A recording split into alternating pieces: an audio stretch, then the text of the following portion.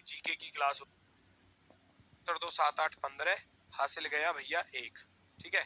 2 और 3 5, 2 7 8 15 हासिल गया 1, 1 और 7 8, 8 2 10 और 11, टोटल मिलकर हमारे पास बना 115। और 115 को जब आप 7 से भाग करोगे भैया, 7 2 9 और 1 10 और 11, एक 7 एकम 7 आएगा और 7 6 42। रिमाइंडर जो बचने वाला है वो यहाँ पर बचने वाला है 3। शेषफल जो बचेगा वो यहाँ पर 3 बचने वाला है। 3 और 3 पर कौन सा होने वाला है? 3 पर कौन सा होने वाला है? 1 पर रविवार लिखाया, 2 पर सोमवार लिखाया, 3 पर मंगलवार लिखाया। 3 पर मंगलवार अर्थात ट्यूसडे। ट्यूसडे आपका राइट आंसर होने वाला है, ठीक है।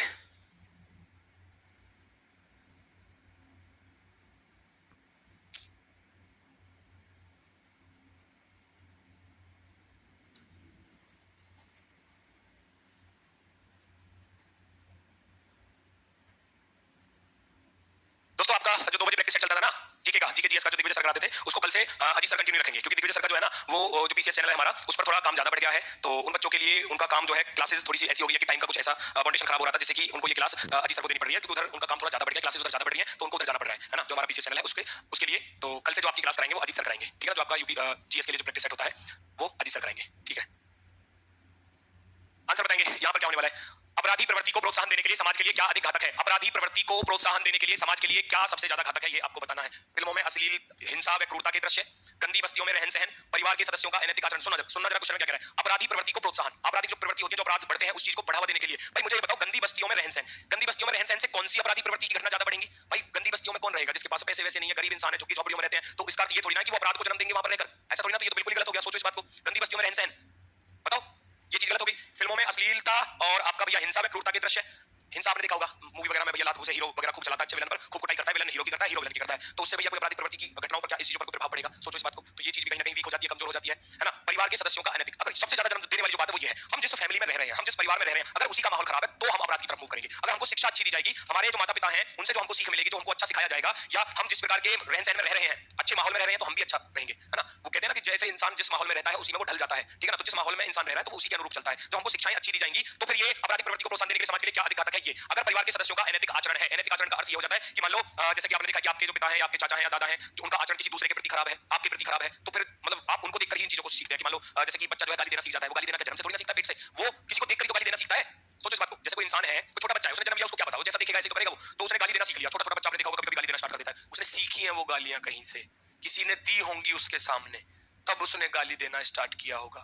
तो अपराध की जो कंडीशन स्टार्ट होती है वो अनैतिक आचरण के द्वारा, यानी कि जो हम पारिवारिक माहौल में रहते हैं उसमें जो अनैतिक आचरण होता है वो सबसे ज्यादा इस चीज को जन्म देता है। ऑप्शन नंबर सी बिल्कुल बेस्ट आंसर। नेक्स्ट, या आपको दर्पण में बताना है, फटाफट से बता दो 2 सेकंड में आप इसका आंसर क्या होने वाला है। फटाफट से बताएंगे सभी लोग इसका आंसर क्या होने वाला है। देखो परखो आंसर बताओ। मैंने बताया है जब भी आप मिरर इमेज के क्वेश्चन को कर रहे हो तो भाई गलतियां पहचान लो। ई जो है उधर की तरफ राइट में है तो लेफ्ट में आएगा ई, लेफ्ट में आएगा तो यहाँ आई के तब आई का तो कोई चांस नहीं है। और जब आप ई को उधर पलटोगे तो ये ऐसे नजर आएगा, ई का ई नहीं रहने वाला, ई का ई नहीं रहने वाला, बिल्कुल गलत। भाई 3 ऑप्शन तो बिल्कुल ही खराब दिए गए हैं। ऑप्शन नंबर बी जो है वो आपका राइट आंसर हो जाता है। ऑप्शन नंबर बी आपका परफेक्टली राइट आंसर हो जाता है। Next question number 6, I3 M8 question mark U18 Y23 बताएंगे सभी लोग।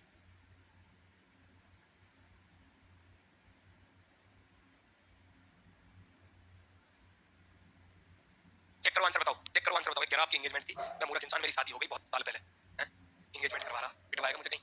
9 से 13 पर चलोगे, 9 प्लस के 4 13, 13 से यहाँ जाना है, फिर यहाँ पर भी जाना है, फिर यहाँ पर भी जाना है। 21 4 25 साफ साफ दिखाई दे रहा है, तो प्लस के 4 ही कर देना ना सभी में। प्लस 4 प्लस 4 प्लस 4 13 4 17 17 पर क्या आएगा, क्यों आएगा आगे देखोगे 17 और 4 21, यहाँ 3 है, इधर 8 है, इधर 18 इधर 23 है, तो इस पे क्या लॉजिक है इसका डिफरेंस भी चेक कर लो। अगर आप 3 से इस 8 की तरफ चल रहे हैं तो प्लस का 5 हो रहा है, प्लस का 5, 8 से यहाँ जाना है आपको, है ना। 8 से आपको यहाँ एक नंबर निकालना है, फिर यहाँ से 18 पर, 18 से 23 पर, तो यहाँ देखा तो 5 जोड़ रहे हैं, कितना आसान है। तो 8 5 13 हो जाएगा। Q13 आपका आंसर होने वाला है, Q13 आपका आंसर होने वाला है। ऑप्शन नंबर सी, सी वाला बिल्कुल राइट आंसर है। नेक्स्ट चेक करेंगे सभी लोग,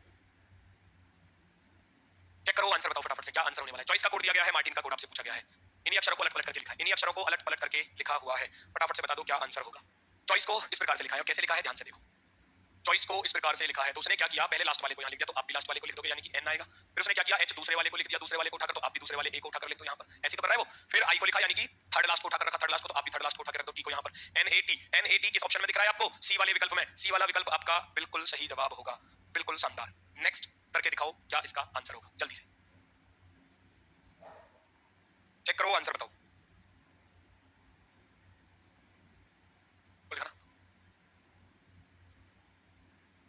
गुरुजी लड़का क्लास में यूनिवर्सिटी की बधाई दे रहा है टीचर को। अच्छा, ये परेशान आत्मा, बेटा इनको पढ़ना नहीं, आप इनके कमेंटों पर ध्यान ही मत दो। ये परेशान आत्मा है, बेचारे परेशान हुए डोल रहे हैं। अरे पढ़ने वाले तो है नहीं, ये ना पढ़ने वाले हैं। ठीक है, ये कह रहा है संजय उत्तर की ओर 5 किलोमीटर चलता है। संजय उत्तर की तरफ 5 किलोमीटर चलता है, नॉर्थ की तरफ। चला दो जी। संजय मान लो यहाँ से नॉर्थ की तरफ 5 किलोमीटर गया, नॉर्थ की तरफ 5 किलोमीटर चला गया। दाएं मुड़ता है 3 किलोमीटर चलता है, दाएं मुड़ता है 3 किलोमीटर चलता है, ये चला। चलने के बाद बाएं मुड़ने से पहले 7 किलोमीटर चलता है। वो कह रहा है दाएं मुड़ता है और 3 किलोमीटर चलने के लिए बाएं मुड़ने से पहले 7 किलोमीटर चलता है। अच्छा, यहाँ 7 किलोमीटर चलता है, यहाँ और बाएं मुड़ने के लिए 3 किलोमीटर। ठीक है, ऐसे वो कह रहा है।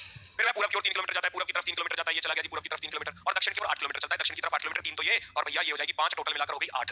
अंत में दाएं मुड़ने के बाद 4 किलोमीटर चलता है, दाएं मुड़ता है 4 किलोमीटर चलता है, ये चला गया भैया 4 किलोमीटर। उस 3 से थोड़ा सा आगे निकल जाएगा। ये टोटल कितनी है? 7 ये थी, 3 ये थी, टोटल मिलाकर 10 थी अगर मैं देखूं तो, जिसमें से वो 4 चल चुका है। 4 चल चुका है तो कितनी बची? केवल और केवल 6 किलोमीटर। 10 कौन दे रहा है? 10 आंसर नहीं होगा। ये वाली 7 है, ऊपर वाली 3 है, 10 हो गई। 10 में से 4 चल चुका है। ये वाला पूछा गया आपसे कि ये जो डिस्टेंस बची है कितनी है ना? वह आरंभिक बिंदु से कितनी दूरी पर है? 10 टोटल की, टोटल बड़ी वाली, और 4 चल चुका है, 10 में से 4 घटा दूंगा, 6 kilometre. Option number 4, option number 4। Next अगला प्रश्न। किसी भी दुर्घटना, आकस्मिक घटना अथवा गंभीर अपराध की सूचना मिलने पर पुलिस को क्या नहीं करना चाहिए? क्या करना चाहिए और क्या नहीं करना चाहिए, इस पर थोड़ा सा ध्यान देना। कभी-कभी पूछ लिया जाता है क्या करना चाहिए और क्या नहीं करना चाहिए, इनका थोड़ा सा ध्यान रखना। चेक करो।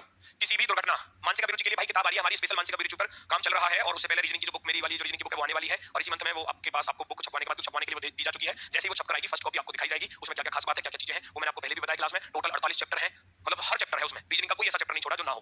क्लास से आप चीजों को कर रहे हो, प्रैक्टिस के लिए बच्चे क्वेश्चन मांगते हैं, सर प्रैक्टिस के लिए क्वेश्चन कहां से करें, क्वेश्चन की ज्यादा प्रैक्टिस हो जाए। भाई लगभग